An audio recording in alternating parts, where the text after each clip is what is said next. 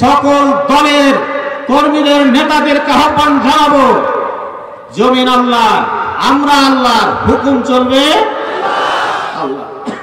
সুতরাং এই দাওয়াত দিতে হবে। প্রিয় ভাইরা আমার, 53 বছর হলো বাংলাদেশের স্বাধীন হওয়া। দলের পরিবর্তন হয়েছে, নেতার পরিবর্তন হয়েছে, কিন্তু বাংলাদেশের তেমন কোনো পরিবর্তন হয় নাই। বলবেন তাহলে কি কোনো উন্নতি হয় নাই?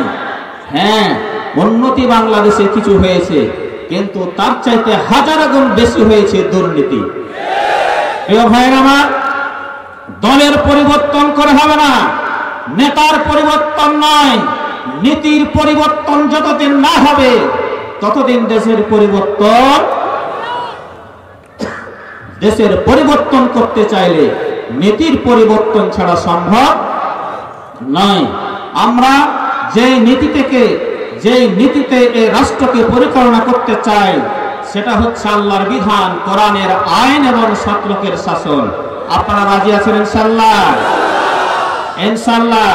ভাইরা আমার, আমরা এই দেশবাসীকে বলতে চাই, দেশ থেকে যদি দুর্নীতি হটাতে হয়, দেশকে যদি দুর্নীতি মুক্ত করতে হয়, তাহলে দুর্নীতি পরায়ণ নেতা দিয়ে কি এটা সম্ভব? এটা সম্ভব নয়। যদি দেশ থেকে দুর্নীতি হটাতে হয়, দুর্নীতি মুক্ত দেশ গড়তে হয়, তাহলে এর উদাহরণ রেখেছে একমাত্র বাংলাদেশ জামাত ইসলামী। আমাদের দুইজন সম্মানিত মন্ত্রী ছিলেন, মাওলানা মতিউর রহমান নিজামী, আলী হাসান মোহাম্মদ মুজাহিদ। তাদের বিরুদ্ধে এ দেশের শুধু নয়, গোটা বিশ্ববাসী দুর্নীতির খোঁজ করে 1 টাকার দুর্নীতি খুঁজে পায় নাই। আমরা দেশবাসীকে এইরকম নেতা উপহার দিতে চাই, যারা শুধুমাত্র আল্লাহর ভয়ে, আখিরাতের ভয়ে, দুনিয়ার সব ধরনের ভোগকে লাথি মেরে আল্লাহর হুকুম পালন করার জন্য কাজ করবে, যারা দেশের মুক্তির জন্য কাজ করবে, যারা দেশের ইনসাফ প্রতিষ্ঠার জন্য কাজ করবে। জামাত ইসলামী হচ্ছে সেই দল। প্রিয় ভাইরা আমার, সর্বশেষে আমার কথা শেষ, একটাই কথা বলতে চাই, সবাইকে দেখা হয়েছে, বাকি আছে কোন দল? একটি মাত্র দল বাকি আছে।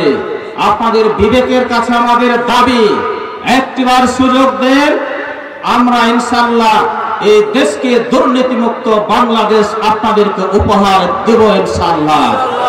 প্রিয় ভাইরা আমার, দুর্নীতিমুক্ত দেশ গড়ার জন্য দুর্নীতিমুক্ত নাগরিক এবং দুর্নীতিমুক্ত নেতার প্রয়োজন। আমরা দুর্নীতিমুক্ত নেতা তৈরি করার বিভিন্ন কর্মসূচি হাতে নিয়েছি। তার একটি ছোট্ট কর্মসূচি হচ্ছে রহনপুরে তাফিমুল কোরআন একাডেমি। আপনারা বিভিন্ন ব্যানার দেখতে পাচ্ছেন, খোয়ার মোড়ে একটা প্রতিষ্ঠান তৈরি করেছি, মাদ্রাসা। এখানে আপনাদের সন্তানদেরকে দেওয়ার চেষ্টা করবেন। আজকে আমাদের মাননীয় প্রধান অতিথি একজন ফকির আসলো, ভিক্ষা চাইলো। মাননীয় প্রধান অতিথি বললেন টাকাটা আমি আগে দিব। দেওয়ার পর জিজ্ঞেস করছে ফকিরকে, বাবারে বাংলাদেশে ভোট হবে জানো? জানি বাবা। ভোট দিতে হবে জানো? জানি বাবা। তাহলে ভোটের কি করবেন? বলে সবাই শুনছে নাকি এবার জামাতিকে ভোট দিবে, তো আমিও জামাতিকে ভোট দেব। আজকে বাংলাদেশের আনাচে কানাচে, গ্রামে গঞ্জে কথা একটাই, দেখেছি সবাইকে, দেখবো এবার জামাত ইসলামীকে।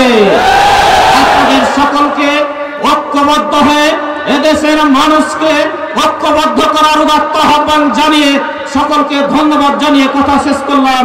ওয়াখির দাওয়ানা আলহামদুলিল্লাহি রাব্বিল আলামিন। আসসালামু আলাইকুম ওয়া রাহমাতুল্লাহি ওয়া বারাকাতুহু।